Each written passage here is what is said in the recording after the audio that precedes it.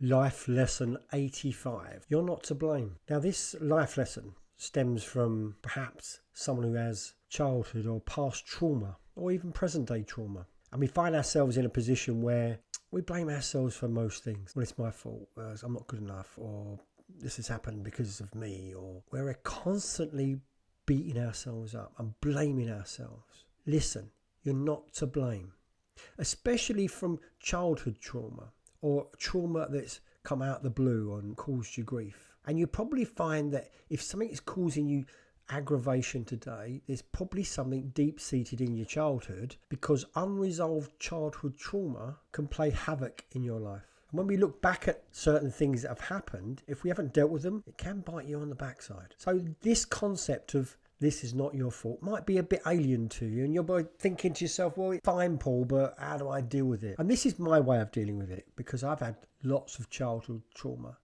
Most of mine's resolved, but sometimes I still get the odd one or two things that creep up on me. And this is what I do. I stop and I look around.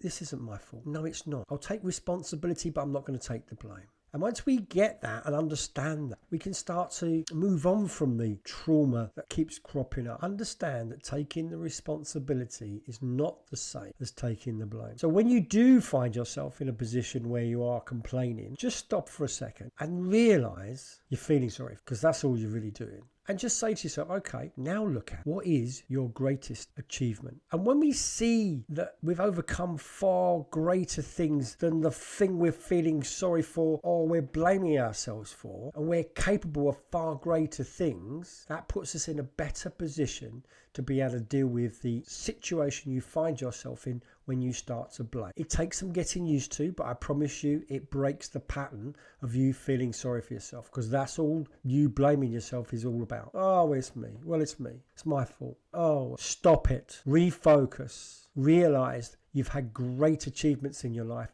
and remember them, and you'll be surprised at the results you get. And this is going to lead really well on to tomorrow's life lesson about blaming others, because it's a similar principle, but it's very different. So until then.